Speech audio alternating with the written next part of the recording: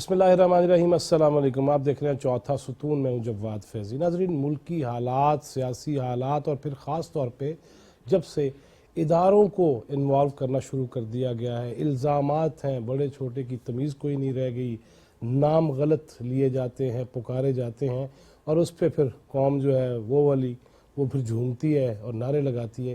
یہ سب کچھ کیا ہے؟ انہی سوالات کو لے کے ہم حاضر ہوئے ہیں مولانا عبدالغفور حیدری صاحب کے پاس، سیکرٹری جنرل جمعیت علماء اسلام، اور ان سے یہ پوچھیں گے، بلکہ ورلڈ کپ کے دن ہے 2020 آج مولانا سے کھیلیں گے، اور اس میں ایسی باتیں بھی کریں گے جو آپ کے ذہن میں بھی سوالات ہوں گے، وہ بھی آج پوچھے جائیں گے۔ بہت شکریہ حیدری صاحب آپ کے وقت کا۔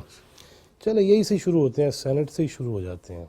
یہ اعظم سواتی صاحب والا معاملہ ہے، کیا آپ کی میٹنگ بھی ہوئی ہے؟ کیا نظر آ رہا ہے؟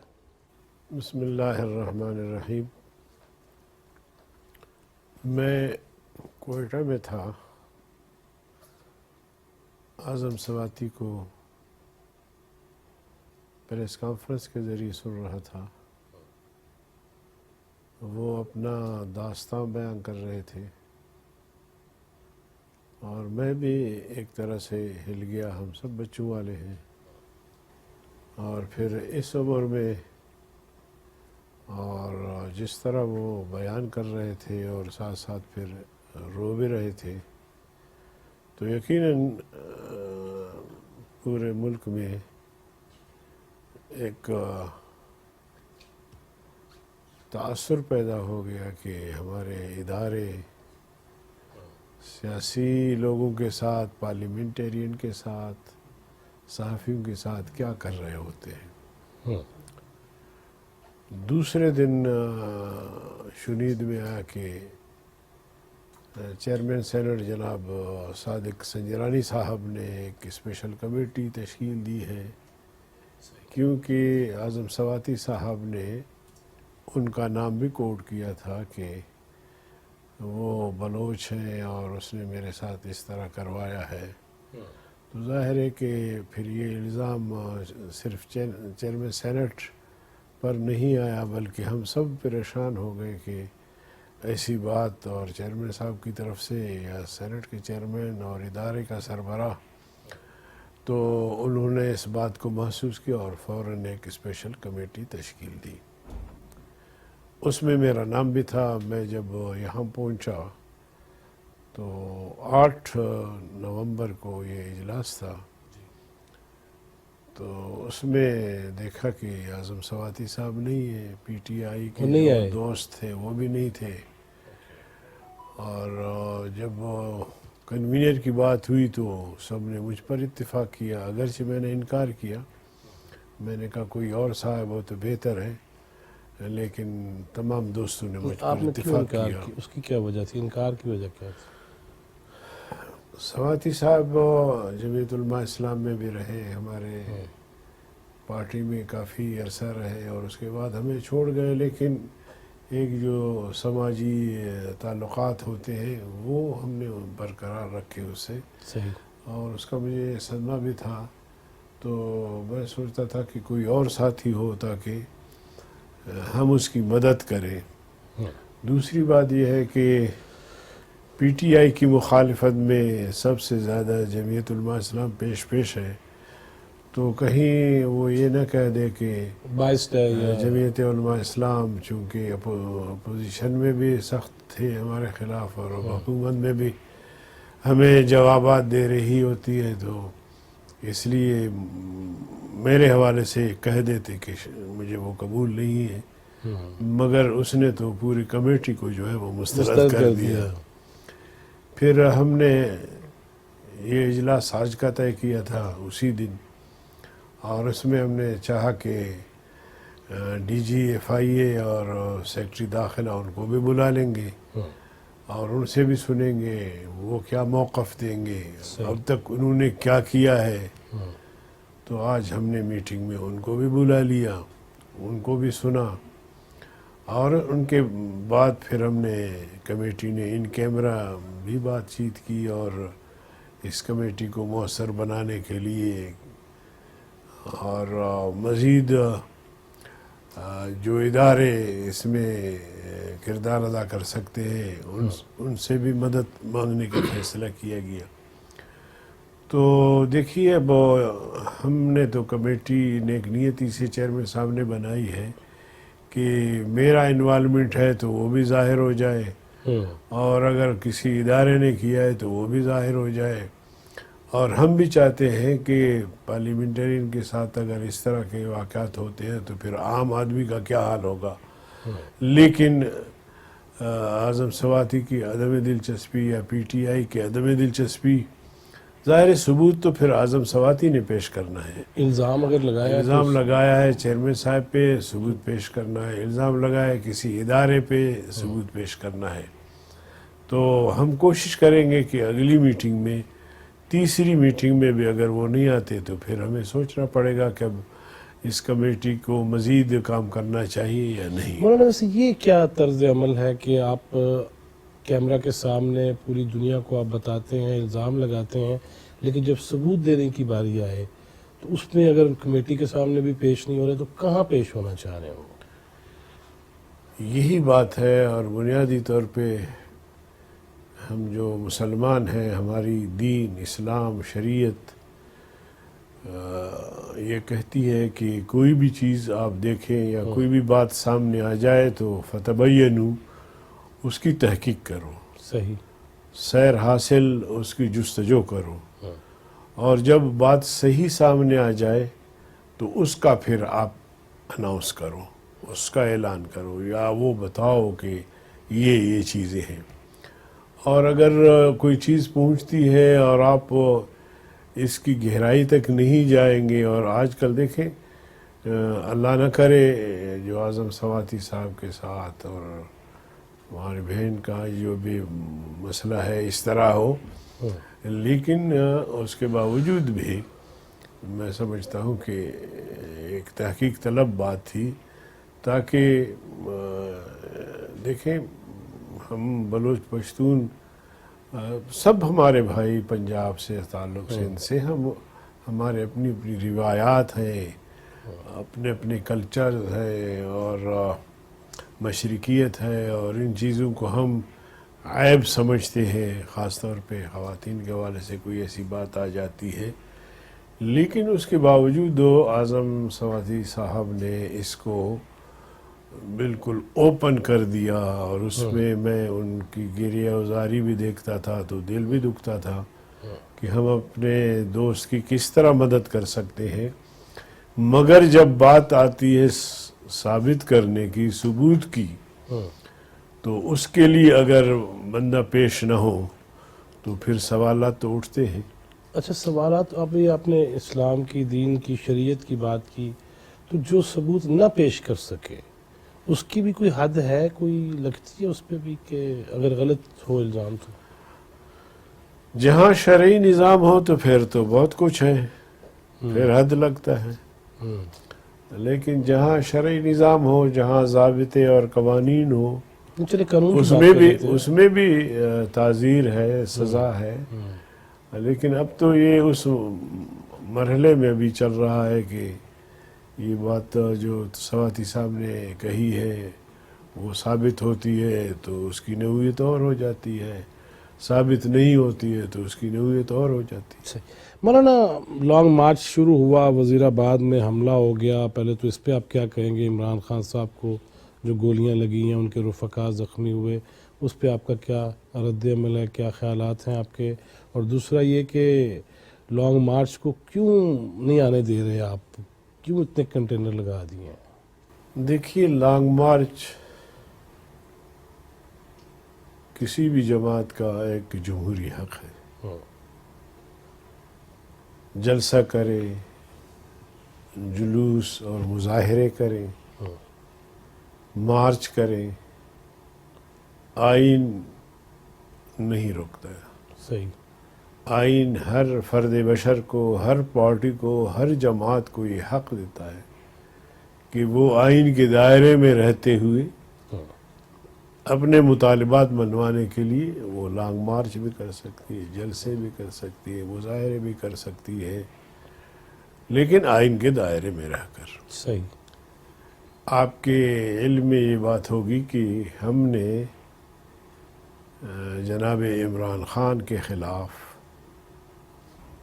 15 ملین مارچ کی، 15 ملین، ٹھیک۔ اور ہر ملین مارچ میں لاکھوں لوگ شریک ہوتے تھے، لاکھوں لوگ۔ اور پھر ہم نے آزادی مارچ کیا، اس کا آغاز کراچی سے ہوا۔ صحیح۔ مولانا فضل الرحمان صاحب اس مارچ کی، آزادی مارچ کی قیادت کر رہے تھے۔ میں اس مارچ کی تصویریں آپ کو دکھاؤں، لاکھوں لوگ صحیح۔ اس میں شریک، اور ایک طرف سے قافلے چل رہے تھے، دوسری طرف سے بسیں بھی چل رہی تھی موٹر وے پہ، اور دکانیں بھی کھلی ہوئی تھی۔ کوئی گملہ نہیں ٹوٹا، کوئی دروازہ نہیں ٹوٹا، کوئی بس کا شیشہ نہیں ٹوٹا۔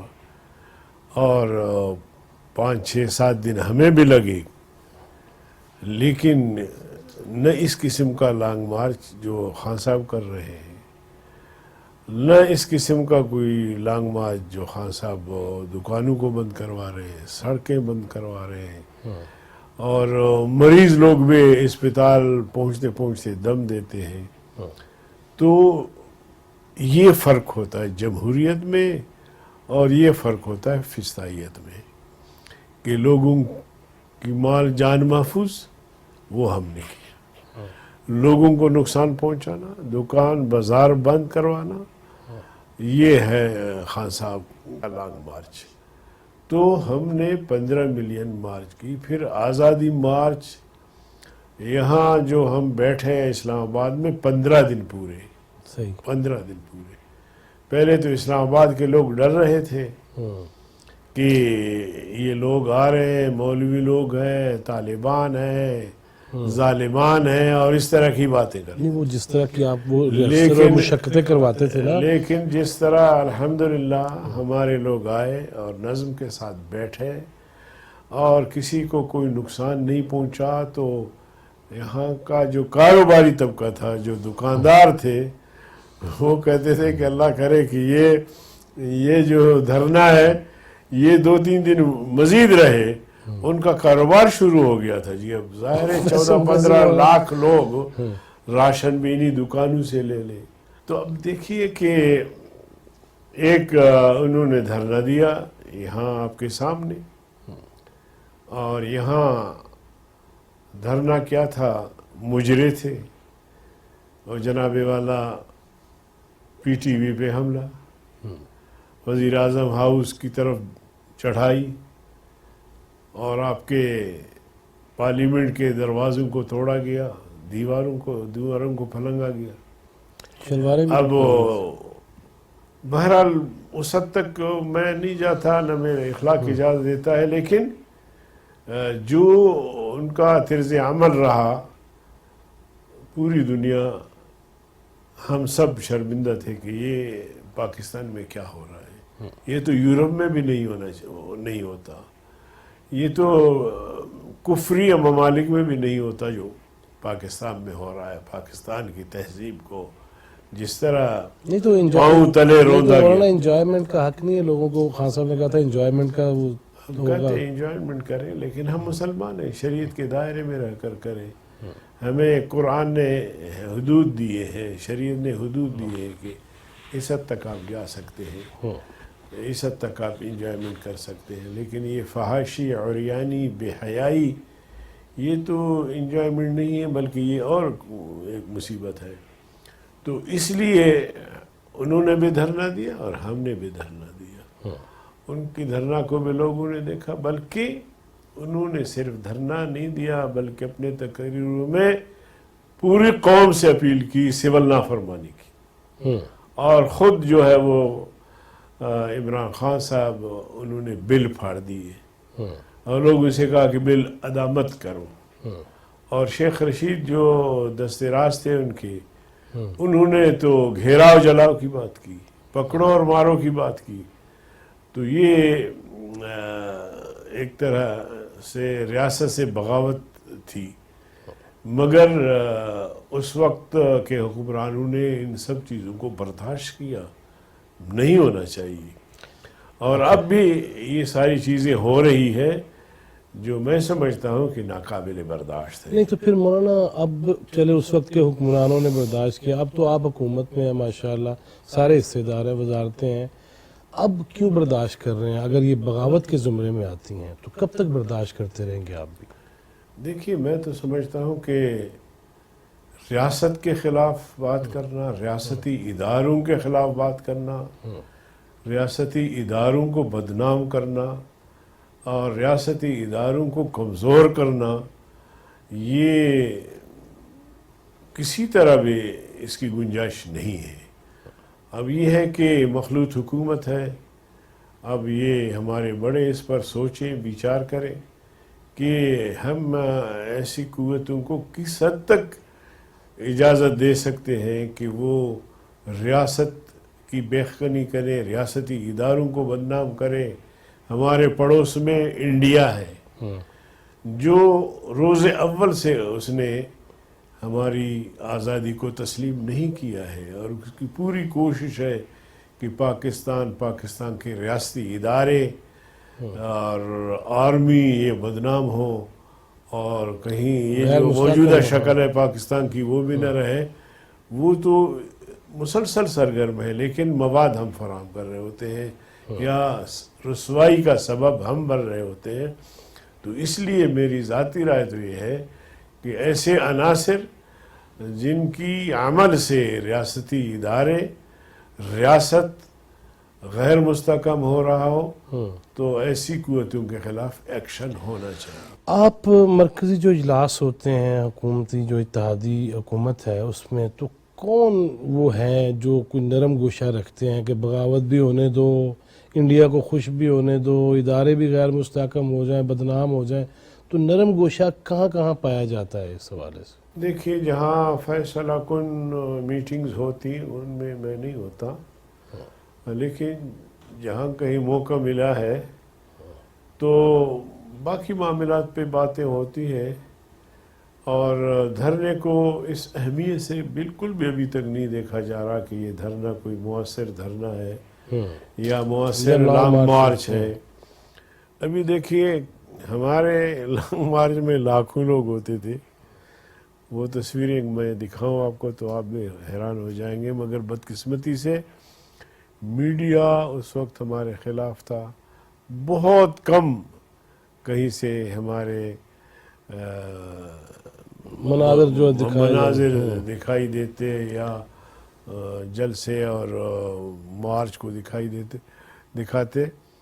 لیکن خان صاحب کے جو لانگ مارچ ہے وہ ہم دیکھ رہے ہوتے ہیں کہ 5 سے 10 ہزار 8 ہزار، پھر جو تماشبین ہے خاص طور پہ وہ یوتھ ہے جو خواتین کو دیکھنے کے لیے اکٹھے ہوتے ہیں. تو یہ اس طرح کا ایک انہوں نے وہ ماحول بنایا ہوا ہے اور اسی کو اپنا کامیابی سمجھتے ہیں. لیکن مولانا خواتین کو بھی تو ووٹ کا حق بھی ہے، الیکشن میں حصہ لینے کا بھی حق ہے، وہ نصف کے قریب آبادی ہے، برابر پہ کھڑی ہے مردوں کے، تو آنے سے ان کو تاڑا کی لین دینے کیا ہے؟ دیکھیے خواتین کے ووٹ سے کون انکار کرتا ہے؟ خواتین کی اہمیت سے کون انکار کرتا ہے؟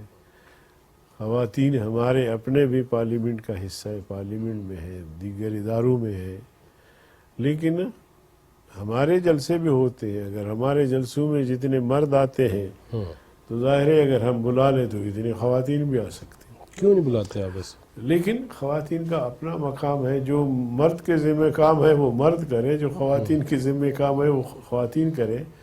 میں یہاں ایک ان دنوں میں ایک صاحب نے مجھے بلایا اور پھر پوچھا کہ جی آپ یہ لانگ مارچ کیوں کر رہے ہیں؟ انہوں نے کہا لانگ مارچ کر رہے ہیں الیکشن میں دھاندلی ہوئی، جعلسازی وغیرہ وغیرہ.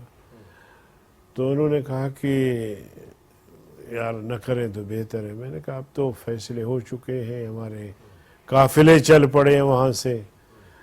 تو انہوں نے کہا کہ آپ بتائیں کہ کتنے لوگ آپ لا سکتے ہیں. تو میں نے کہا کہ مولانا فضل الرحمان صاحب فرماتے ہیں کہ 10 سے 15 لاکھ لوگ یہاں آئیں گے. تو وہ ایسے کرسی سے کھڑا ہو گیا ہیں اٹھ کھڑا ہو گیا, کہتے ہو 10 سے 15 لاکھ لوگ. میں نے کہا 10 سے 15 لاکھ لوگ. کہنے لگے کہ اسلام آباد کی پوری آبادی 9 لاکھ ہے, تو اتنے لوگوں کو آپ کہاں رکھیں گے؟ میں نے کہا بس آپ کی اجازت ہو, باقی سنبھالیں وہ گے رہ ہم. لیں گے. ہم نے بڑے بڑے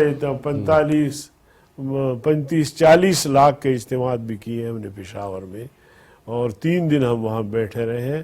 تو ہمارے پاس رضاکار ہے, 10-12 ہزار رضاکار ہیں, وہ سارے اس نظم کو سنبھالتے ہیں. بس صرف آپ کی اجازت ہو, ہم کسی کو نہ تکلیف دیں گے, اور آئینی حدود میں رہ کر ہم اپنا مظاہرہ بھی کریں گے, دھرنا بھی دیں گے, تو آپ پریشان نہ ہو. تو عرض کرنے کا مقصد یہ ہے کہ عام طور پہ سمجھا جاتا ہے کہ جی یہ جو لانگ مارچ ہے یا یہ جو دھرنے ہیں, اس میں دہشت گردی بھی ہو سکتی ہے, بدامنی بھی ہو سکتی ہے, دکانوں پہ حملے بھی ہو سکتے ہیں, بسوں پہ حملے ہو سکتے ہیں. لیکن ہم نے جمعیت علماء اسلام نے یہ ثابت کر دیا کہ دھرنے بھی ہوتے ہیں, جلسے بھی ہوتے ہیں, مظاہرے بھی ہوتے ہیں, لانگ مارچ بھی ہوتی ہے, لیکن امن کے ساتھ, آئین کے دائرے میں. مولانا فضل الرحمان نے گزشتہ دنوں کہا عمران خان صاحب کے حملے کے بعد کہ یہ شاہ رخ خان اور سلمان خان سے بھی زیادہ اچھے ایکٹر ہیں. آپ تینوں میں سے ویسے کس ایکٹر کو زیادہ پسند کرتے ہیں؟ دیکھیے جی, میرا تو کوئی ایسا تجربہ نہیں ہے اور نہ کبھی اس حوالے سے سوچا ہے, لیکن اداکاری کے ساتھ ساتھ جس طرح تسلسل کے ساتھ جھوٹ بولا جاتا ہے, ابھی حالیہ جو حملے وزیر آباد میں جو واقعہ پیش آیا ہے, اب وہ کہاں تک حملہ ہے, کہاں تک گولی چلی ہے, کیا دشمن نے چلائی یا خود سے انہوں نے چلا کر دنیا کو دکھانا مقصود تھا.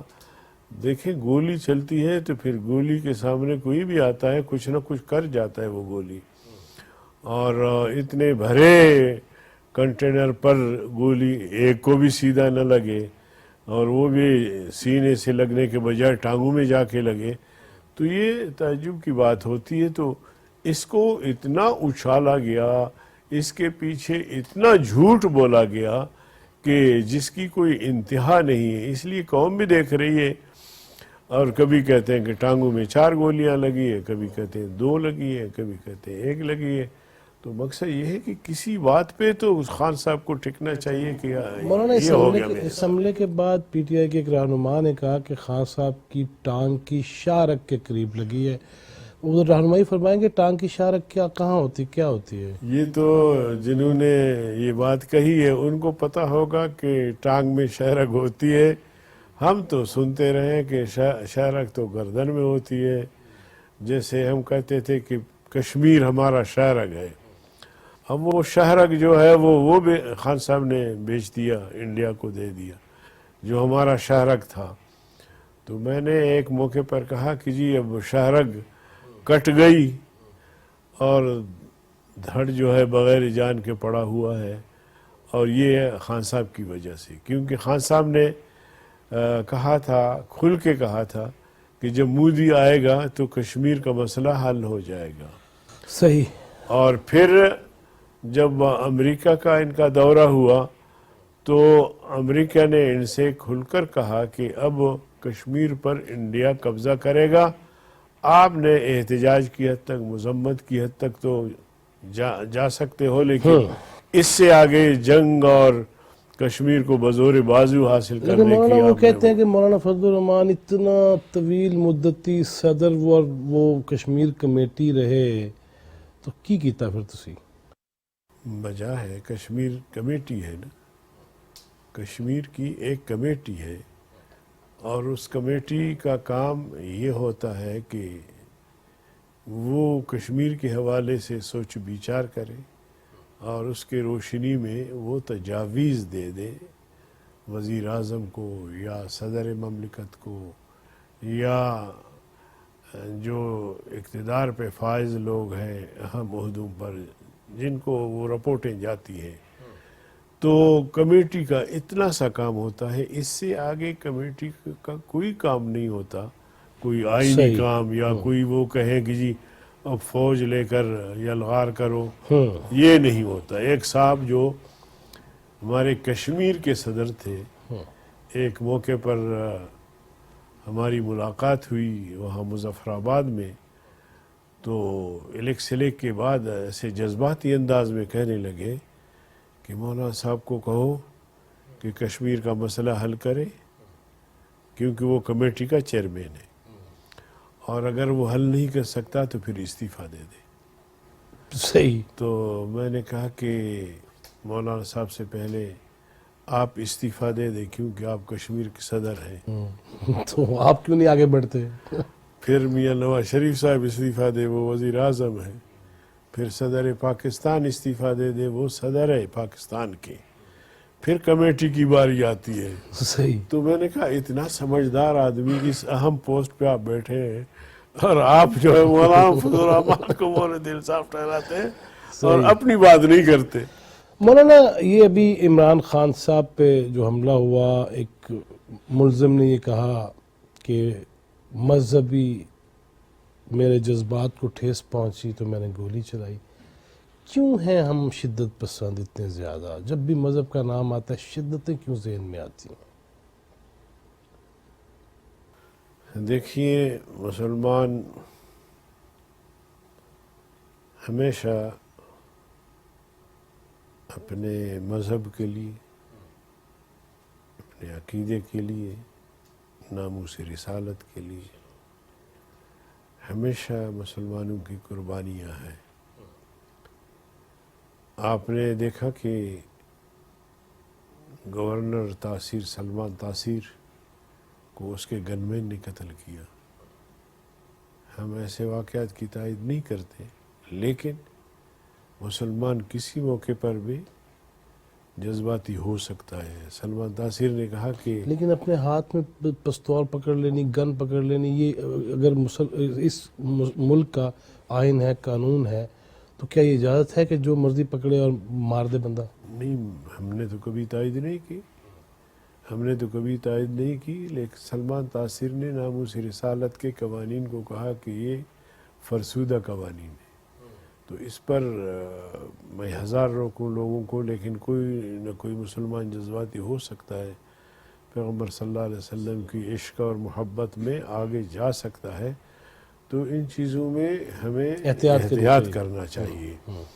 تو یہاں بھی جو اس کا بیان آیا ہے، میں اس سے اتفاق نہیں کرتا کہ وہ بیان بھی صحیح ہو یا غلط ہو، لیکن اس نے یہ کہا ہے کہ جب بھی راستے میں ہم چلتے رہے، اذانیں ہوتی رہی، نمازیں ہوتی رہی، لیکن یہاں ڈانس ختم نہیں ہوا، مسلسل ڈانس ہو رہا تھا، مسلسل اس طرح کی چیزیں، تو میرا پارا چڑھتا گیا اور آکے جا کے اب یہ کہانی ہے یا حقیقت میں وہ یہ بات کہہ رہا ہے تاکہ اس کو مذہب کا رنگ دیا جائے۔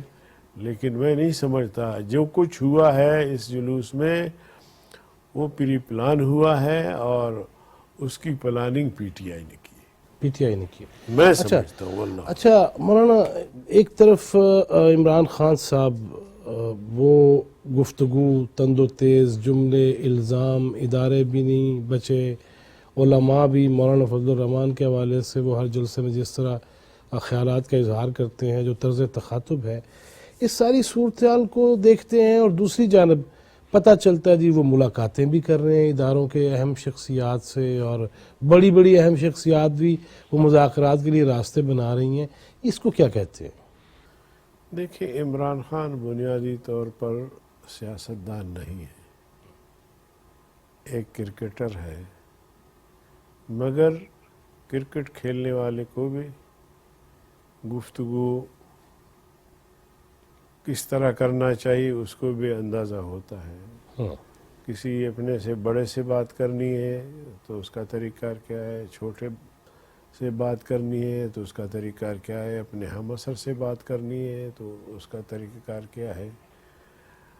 اس کو نہ گھر میں کوئی ایسی تربیت ملی، نہ کرکٹ کے میدان میں کوئی تربیت ملی، اور پھر وہاں سے آ کے یہاں پھر سیاست میں دخیل ہو گئے، اور جس طرح کا ماحول تھا یورپ کا اسی ماحول کو لے کر یہاں آئے، اور خاص طور پہ جن قوتوں نے، مغربی قوتوں نے، عالمی اسٹیبلشمنٹ نے پاکستان کے لیے اس کو ہائر کیا، تو اس میں ادب و اخلاق و مہذبیت کی کوئی چیز نظر نہیں آ رہی۔ بہرحال اس میں تہذیب والی چیز کوئی نظر نہیں آتی کہ وہ کسی سے بات کرے، اخلاق کے دائرے میں رہ کر بات کرے، انسانیت کے دائرے میں رہ کر بات کرے، کسی پر تنقید کرے۔ ہم بھی تنقید کرتے ہیں، اب بہت سارے جملے ہیں میں کہہ سکتا ہوں،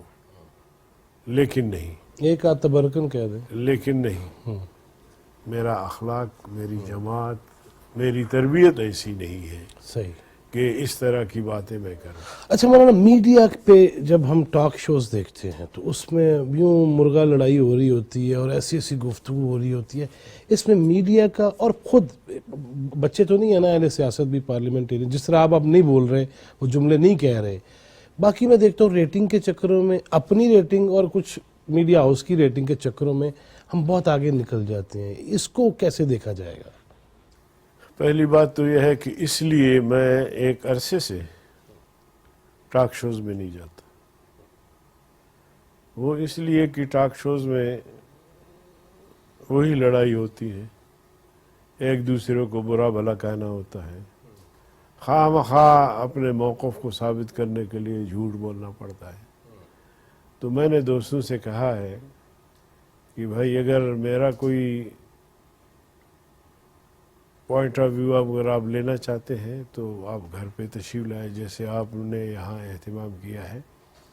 میں نے کہا اس لڑائی کا قوم کو کوئی فائدہ نہیں، یا ٹھیک ہے، کوئی کسی کو بھی فائدہ نہیں ہے، تو جس کا کسی کو فائدہ نہ ہو ہم اپنی انرجی، اپنی قوت کیوں صرف کریں؟ تو اس لیے میں تو دیکھتا ہوں کہ یہ جو ٹاک شوز میں جو کچھ گفتگو ہو رہی ہوتی ہے، چاہے وہ میڈیا لڑانے کی کوشش کرے یا وہ لوگ جو ہے نا ایسی بات کریں تاکہ ایسے خواہ مخواہ کی لڑائی ہو، تو اس سے بہرحال میں تو ذاتی طور پہ گریز کرتا ہوں، لیکن جماعت کی ترجمانی کے لیے پھر دوستوں سے کہتا ہوں کہ تم جایا کرو۔ صحیح، مگر میں اس لیول پہ جا کے پارٹی کا سیکرٹری جنرل بھی ہوں، اور اس لیول پہ جا کے جی، وہاں لڑائی بڑھائی شروع کروں، یہ اچھا نہیں بنتا نہیں ہے۔ چیف آف آرمی سٹاف کی تقرری، اس پہ جلسوں میں گفتگو ہو رہی ہے، اس پہ نہ جانے کیا کچھ کہا جا رہا ہے، یہ بنتا ہے کہ یہ کوئی پہلی دفعہ ہو رہا ہے، یا پاکستان میں کیوں ہمیشہ ہی ہوتا ہے جب چیف آف آرمی سٹاف کا معاملہ ہے تو اس کو یوں ہائپ کریٹ کی جاتی ہے، پوری دنیا میں ہوتا ہے، بڑا سموتھلی ہو جاتا ہے؟ یہی تو پاکستان کا ہمارا المیہ ہے کہ ایک آئین اور قانون کی بات ہوتی ہے، اس کو ہم سیاست کے بھین چڑھا دیتے ہیں۔ آرمی چیف اپنے اس نظم کے تحت اور آئینی تقاضوں کو پورا کرتے ہوئے اس کا انتخاب ہوتا ہے، اور پھر یہ سارا اختیار جو ہے وہ پرائم منسٹر کا ہوتا ہے۔ پرائم منسٹر اگر اپنے دوستوں سے مشاورت کرے تو کوئی حرج بھی نہیں ہے۔ اب اس کو جناب والا اتنا اچھالا جائے کہ میں کہوں کہ میرے سوچ، میرے ذہن کا، میرے حمایتی کوئی آرمی چیف آئے، کوئی سوچتا ہے کہ نہیں میرے ذہن کے مطابق آرمی چیف ہونا چاہیے، تو یہ ادارے کے اندر جو ہے ہم انتشار پیدا کرنے کی ایک ناکام کوشش کر رہے ہوتے ہیں۔ ان کا اپنا ایک طریقہ کار ہے اور بڑا منظم طریقہ کار ہے، اور اسی طرح سیناٹی کا بھی خیال رکھا جاتا ہے۔ یس، تو میں اس قسم کی جتنی بھی کاوشیں ادھر ادھر سے ہو رہی ہیں میں ان سب کی مذمت کرتا ہوں، اور جس کا اختیار ہے آرمی چیف وہی نامزد کریں گے اور اسی کو آرمی چیف ہونا چاہیے۔ مولانا اتحادی جماعتیں ہیں، لیکن کے پی کے گورنر کا مسئلہ بلوچستان میں بھی ایسا ہی ہے، سنا ہے جے یو آئی بس حصہ ہی مانگے جا رہی ہے کہ ساڈا گورنر لا دو، یہ کیا ہے؟ دیکھیے، گورنر خیبر پختونخوا میں بھی ہمارا استحقاق ہے اور بلوچستان میں بھی ہمارا استحقاق ہے. کس بیس پہ باقی جماعتیں کیا کریں گی پھر؟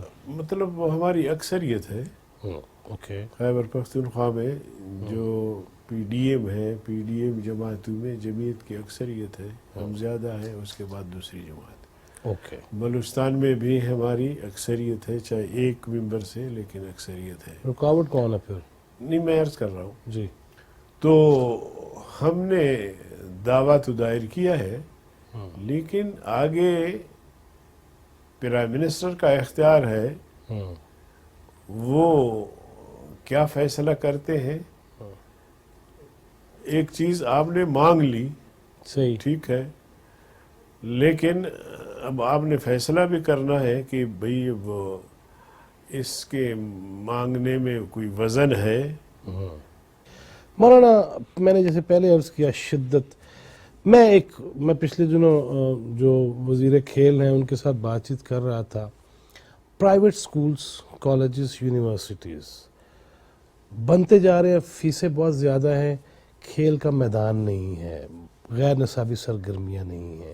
اسی طرح میں دیکھتا ہوں کہ مدارس، وہاں یقیناً اللہ اور اس کے رسول صلی اللہ علیہ وسلم کی کہی ہوئی باتوں پہ عمل بھی ہو رہا ہوگا، سکھایا بھی جا رہا ہوگا، لیکن اس طرف توجہ کیوں نہیں ہے کہ کھیل کے میدان بھی ہوں، غیر نصابی سرگرمیاں بھی ہوں، اور کچھ ان کی بھی جان بنائی جائے، ان کو جسمانی طور پہ مضبوط کیا جائے.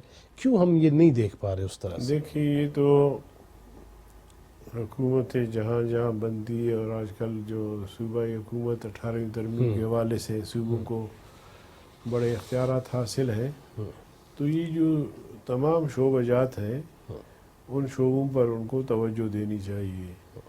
جہاں کالج اور یونیورسٹیوں کی ضرورت ہے اس پر توجہ دینی چاہیے. جہاں کھیل کود کی ضرورت ہے اس کو بھی ایک شعبہ سمجھ کر اس کو ترقی دینا چاہیے. جہاں ہیلتھ کی ضرورت ہے وہاں ہیلتھ کو فوکس کیا جائے. تو میں سمجھتا ہوں کہ یہ شعبہ جات ہیں، اور جتنی جس شعبے کی ضرورت ہے اس پر توجہ دینی چاہیے. اور ظاہر ہے کہ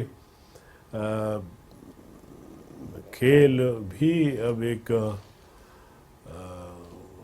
چھٹا ساتواں ستون بن گیا ہے ریاست کا، تو اس پر جس طرح توجہ ہونی چاہیے شاید اسی انداز سے نہیں ہو پا رہا، اس لیے لوگ بار بار یہ سوال اٹھاتے ہیں. مولانا میں ایک دن سینیٹر ساجد میر صاحب کے ساتھ اسی طرح ایک پروگرام کر رہا تھا، تو کچھ سوالوں کے جواب دیتے ہوئے انہوں نے کہا کہ بیوی کو بھی گانا سنایا جا سکتے، بیوی بھی آپ کو گنگنا کے سنا سکتی ہے، لیکن سب کے سامنے نہیں. کیا خیال ہے آپ کا ویسے؟ ٹھیک فرمایا. اچھا. کیونکہ ہم بہت زیادہ اس میں چلے جاتے ہیں کہ یقیناً جو احکامات ہیں ان پہ عمل ہونا چاہیے، لیکن پاکستان جب سے بنا ہے، اسلام بھی آیا نہیں آیا، جمہوریت بھی آئی نہیں آئی، مجھے اندازہ کوئی نہیں ہو رہا، لیکن یہ کیا ہے کہ غزل سنے گا کوئی تو کبھی ہم کہتے ہیں حرام ہے، پھر کبھی حلال ہو جاتی ہے، کبھی ہم سنتے تھے ٹی وی بھی حرام ہے، پھر علماء بھی پریس کانفرنس اس وقت تک نہیں کرتے تھے جب تک کیمرہ نہیں آتا تھا. یہ کیا ہے؟ شریعت روز روز بدلتی تو نہیں ہے نا؟ دیکھیں، شریعت تو ایسی چیز ہے یا اللہ کا دین ہے جو جامع ہے، بے شک. اور اس میں صلاحیت ہے کہ وہ ہر دور میں مسائل کا حل پیش کرے. شریعت میں شریعت کہیں رکتی نہیں ہے، اس لیے جامد نہیں ہوتی، اس لیے جامد نہیں ہوتی. اس لیے جو فقہائے کرام ہیں، مجتہدین ہیں، اجتہاد کا دروازہ کھلا ہوا ہے. بالکل ٹھیک. اور جب بھی کوئی ایسا مسئلہ آتا ہے قرآن و سنت کی تعلیمات کی روشنی میں اس کا حل پیش کرتے ہیں. صحیح. باقی بہت ساری دنیا میں تبدیلیاں آئی ہیں، شاید اس کی شریعت میں گنجائش نہ ہو. جیسے عمران خان صاحب جو ہے وہ بچیوں کا ڈانس کرواتے ہیں، اور بہت سارے معاملات ایسے ہیں جو قرآن و سنت سے ٹکراتی ہیں، لیکن جو قرآن و سنت جس کی اجازت ہے، اب حضور صلی اللہ علیہ وسلم کے زمانے میں شادیوں کے موقع پر دف بجائے جاتے تھے، ٹھیک، تو ڈھول سے ذرا چھوٹی چیز ہے اور اس پر گایا جاتا تھا، کوئی حمدیہ کلام، کوئی نعتیہ کلام، کوئی ویسے جو ایک کیا کہتے ہیں قومی کلچر کی نسبت سے جو بچے گاتے تھے، تو اس پر کوئی پابندی نہیں تھی۔ حکومت میں آپ ہیں، ساری جماعتیں ہیں، تنقید بھی پہلے بھی سنتے تھے، اب آپ پہ بھی ہم سنتے ہیں، قوم کو کوئی ایسی چیز کب تک ملے گی کہ سکون ہو جائے، کوئی عزت نفس بھی بحال ہو، کوئی مہنگائی بھی کم ہو جائے، کوئی صحت، کوئی تعلیم، اس کا معیار کوئی بہتر ہو سکے؟ کب تک ویسے آپ سمجھتے ہیں، یا بس استخارہ ہی کرے ہر بندہ اپنا اپنا؟ دیکھیے، سب سے پہلی بات یہ ہے کہ ہمیں آئین پر مکمل عمل درآمد کرانا چاہیے۔ جب قوم ضابطے اور قانون اور آئین کے دائرے میں چلنے کا سیکھے گی تو اس وقت امن، آشتی اور محبت اور بھائی چارے یہ فروغ پائیں گے۔ آج بھی میں کہتا ہوں، آپ کے چینل کے تھرو کہتا ہوں کہ پاکستان اسلام کے نام پہ بنا۔ اب ہمیں اسلامی تعلیمات کو فوکس کرنا چاہیے، بالکل ٹھیک، اور ہمارا آئین بھی کہتا ہے کہ قرآن و سنت کے منافی قانون نہیں بننے چاہیے، نو ڈاؤٹ، ٹھیک، اور ہمارے ہاں ایسے ایسے قوانین آتے ہیں جو قرآن و سنت سے ٹکراتے ہیں۔ پچھلے ایام میں ایک بل آ گیا جی، اور اس کا عنوان تھا آئلی قوانین میں ترمیم، ٹھیک ہے، فیملی لاز میں ترمیم، بالکل ٹھیک، اور چیئرمین صاحب نے اس کا بل کو میرے حوالے کر دیا، میرے کمیٹی کو بھیج دیا، مذہبی امور کی کمیٹی میرے پاس ہے۔ جی، تو ہم نے جب اس کا جائزہ لیا تو دیکھا کہ اس میں شروع یہاں سے وہ کرتا ہے کہ لڑکا لڑکی جب وہ شادی کرے تو 1 مہینے کے اندر اندر دونوں کو جج کے پاس پیش ہونا ہے، اوکے، اور اگر 1 مہینہ گزر گیا، 1 دن اوپر ہو گیا، تو اس لڑکے اور لڑکی کو 10,000 روپے جرمانہ کیا جا سکتا ہے یا 1 سال قید کیا جا سکتا ہے۔ تو کیوں پیش ہو؟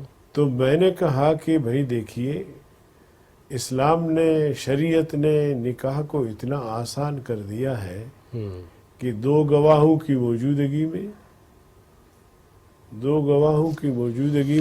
ہو گیا تو ایجاب قبول، یس، بندہ ایجاب اور قبول، بندہ بیوی کچہری میں لے کے پھرتا رہے، ججوں کو بس، دکھاتا رہے۔ بس۔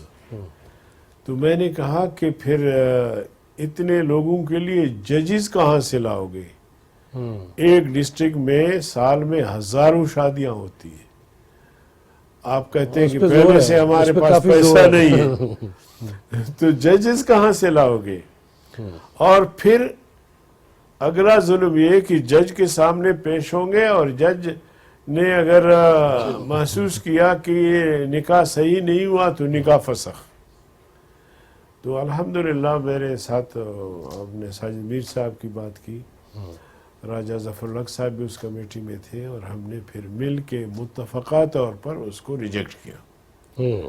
اب دیکھیے، ایک تو ہمارا آئین کہتا ہے قرآن و سنت کی روشنی میں ہمیں چلنا ہے، پھر ایسے واضح قرآن و سنت کی خلاف ورزی، تو اس لیے میں کہتا ہوں کہ اگر ہم اپنی نوجوان نسل کو بھی تربیت کریں اور اس آئین کا پابند بنائیں، اور ان کو تربیت اس بنیاد پہ بھی کرے. اب نئی نسل کو پتہ نہیں کہ پاکستان کس نام سے بنا, کس مقصد کے لیے کیوں بنا, کیا مقصد. بالکل صحیح ہے. مولانا ایک آخری جی. سوال, چونکہ وقت بھی وہ کم ہے, بالکل مجھے بھی یہ بتائیں, ابھی آپ نے کہا کہ اسلام سے متصادم نہیں کوئی چیز ہونی چاہیے, علماء کا اس میں بڑا کردار ہے, لیکن میں مختصر جواب یہ چاہوں گا, محرم آ جائے, ربیع الاول آ جائے, وہی علماء گلے پھاڑ رہے ہیں, اسپیکر بھی پھاڑ رہے ہیں اور ایک دوسرے پہ فتوے لگا رہے ہیں. جب ہم علماء کو, ایسے علماء کو دیکھتے ہیں, میں سب کو نہیں کہہ رہا, جب ان کو دیکھتے ہیں تو پھر میں مذہب کے قریب آؤں گا یا خدا نخواستہ دوری کا باعث تو نہیں بنا جا رہا اس حوالے سے؟ بالکل. اس میں جو مذہبی طبقہ ہے جو مختلف فرقوں میں بٹے ہوئے ہیں ان کا قصور ہے, اس لیے کہ ہمارے معاشرے میں بہت سارے ایسے گھرانے ہیں جو بنیادی طور پر وہ مذہب سے وابستہ نہیں رہے. اب ان کے سامنے جب ایسی چیزیں آ جاتی ہیں تو وہ پریشان ہو جاتے ہیں کہ میں اس مولوی صاحب کا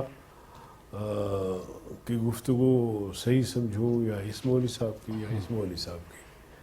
تو اس طرح شد و مد سے ان فروعی مسائل کو, جو اصولی بھی نہیں ہیں, فروعی مسائل کو چھیڑتے بھی ہیں, اس پہ زور بھی دیتے ہیں. پھر آگے سامنے بیٹھنے والے نوجوان ہوتے ہیں, خالی ذہن ہوتے ہیں, پھر ان کے اندر ایک اشتعال پیدا ہوتا ہے دوسرے فرقے کے خلاف. تو اس لیے جمعیت علماء اسلام کی پوری کوشش رہتی ہے کہ ان مذہبی طبقوں کو ایک پلیٹ فارم پہ جمع رکھے تاکہ یہ جو فروعی مسائل ہیں ان کو پس پش ڈال کر اصولوں کو سامنے رکھیں, جو بنیادی چیزیں ہیں. صحیح. اور یہ ایم اے میں بھی ہم نے اس لیے بنائی کہ اس میں شیعہ بھی تھے, سنی بھی تھے, دیوبندی بھی تھے, بریلوی بھی تھے, سب مکاتب فکر, اور اس سے بہت فرق بھی پڑا. اور اب بھی ہماری خواہش ہے کہ اس قسم کے اتحاد ہونی چاہیے تاکہ ان فروعی مسائل کو اتنا نہ چھیڑیں کہ جس سے آپ اپنے محفل میں اپنے لوگوں کو بھلا سمجھائیں, لیکن اوپن آپ کریں گے اس کا نقصان ہوتا ہے. بہت سارے دنیا کے مسلمان جو مسلمان ہونا چاہتے ہیں نا جی, تو ان کے لیے بھی ایک مشکل پیدا ہو جاتی ہے, یار میں کون سا. مولانا ویسے سوال تو بہت سارے تھے, ابھی ایم ایم اے کا نام لیا تو وہ ملا ملٹری اتحاد کہا جاتا تھا, لیکن اب چونکہ اتنی بڑی پریس کانفرنس میں کہہ دیا گیا کہ ہمارا سیاست سے کوئی تعلق نہیں, پچھلے داغ دھو رہے ہیں, تو اس سوال پہ ہی مٹی پانے ہیں. بہت شکریہ مولانا آپ کے وقت کا. ناظرین, یہ بات طے ہے, علماء ہوں, وہ جرنلسٹ ہوں, وہ ججز ہوں, وہ جرنیل ہوں, وہ حکمران ہوں, وہ پارلیمنٹیرینز ہوں, کوئی بھی طبقہ ہو, ان کو قانون پہ اور آئین پہ چلنا ہوگا, اور اللہ اور اس کے آخری نبی حضرت محمد رسول اللہ صلی اللہ علیہ وسلم کے بتائے ہوئے راستے پہ چلنا ہوگا. وہی جنت کی بھی کنجی ہے, وہی دنیا میں فلاح کا بھی راستہ ہے. اگر اس پہ نہیں چلیں گے تو سچی بات ہے ذلت, رسوائی مقدر بن جائے گی. اللہ تعالی ہمیں حق بات کو سمجھنے, اس پہ عمل کی توفیق دے اور آسانیاں تقسیم کرنے والا بنائے. جواد فیضی, چوتھا ستون ٹیم کو اجازت دیجیے. اللہ نے کے بعد.